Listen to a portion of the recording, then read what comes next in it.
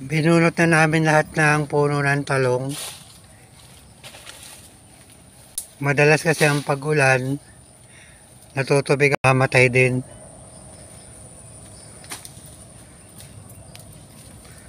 Actually may mga bunga pa rin, kaya lang natutuyo na rin yung mga, o nabubulok na rin yung mga ibang puno.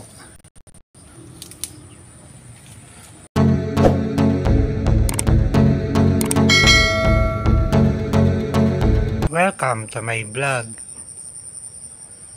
Dito lang ako sa likod ng bahay. Bibisitahin yung mga tanim. Kung may mga gulay pang nabuhay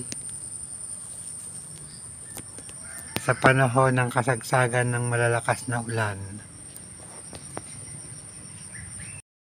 Si Don Paquito kinuha na yung tali. Huwag ka muna magbibigti.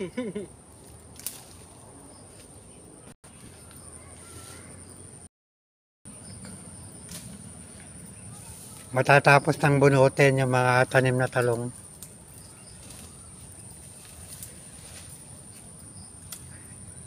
Nakakahinayang din bunutin, kaya lang namamatay din naman kasi mababa yung lupa na tutubig yung puno. Kapag umulan ng malakas, nagbabahay ang tubig. Nabubulok tuloy, namamatay ang mga puno, nalalanta.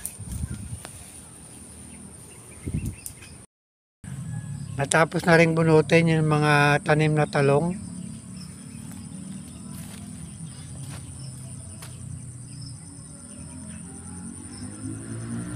Mababa kasi yung pinagtaniman o yung taniman, kaya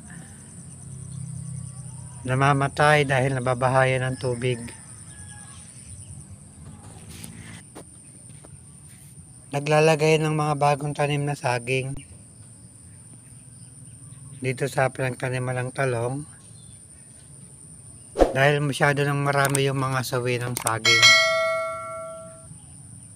Nang dahil sa ulan, biglang nagbulasan ang mga anak ng saging.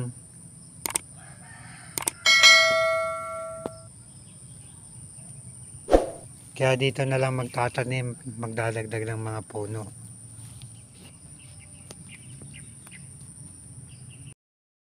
Actually, marami nang natanim na saging dito. Dito kasi sa lupa na to, hindi pwede ang mga gulay kapag maulan.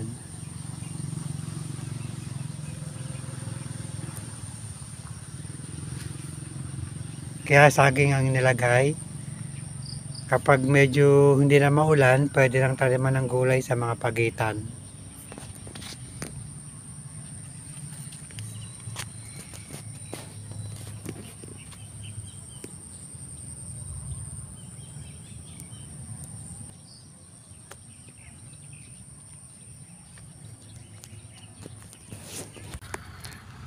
Natapos na ring mag-repair dito sa likod ng bahay. Hindi na natin na-videohan, gawa ng nagbantay tayo ng aning palay dun sa bukid.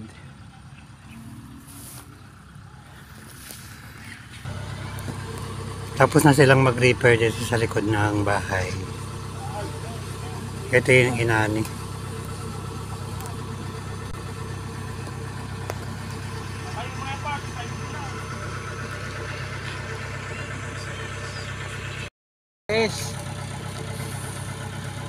Naka 26 naman daw dito sa naka 26 naman ang ani dito sa likod ng bahay.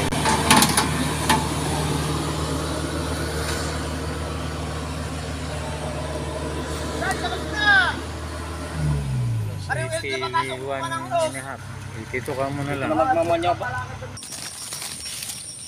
Makapalambungan ng bayabas.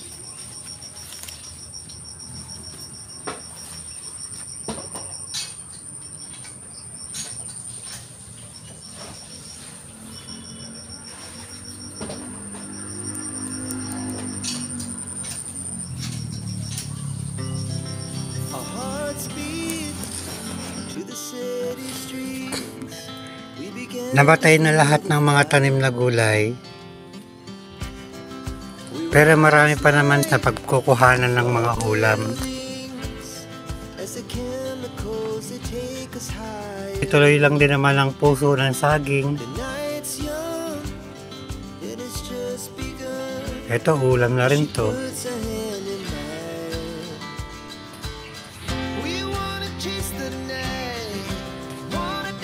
Meron din namang bungang papaya.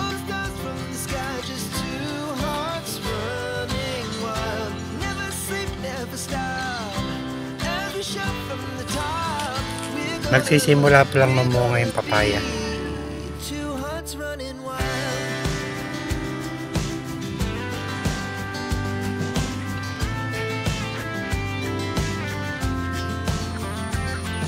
May bunga na. May bunga na yung palaya.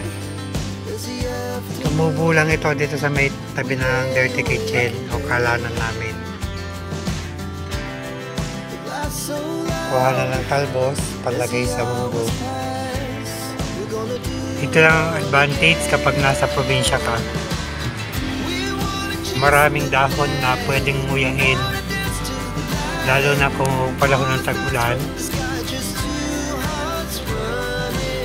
Maraming pwedeng maiulam. Actually, nagtutubuan ng ala kagaya ng saluyot, kulitis. Basta maraming dahon-dahon na pwedeng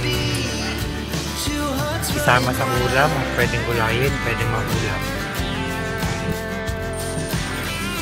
Malalaki na ang mga bunga ng kalamansi. Pwede nang pitasin yung iba. Pwede nang gawing sausawan o kaya kalamansi juice.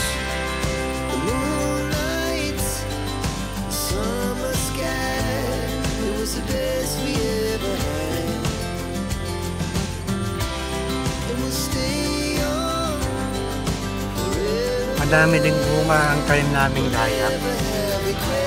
Mababa lang ang puno. Maraming ibinunga ngayon.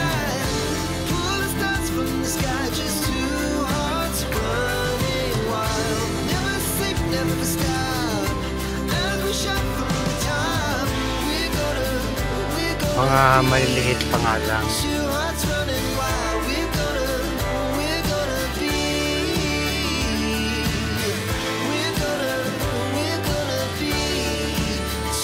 Still here.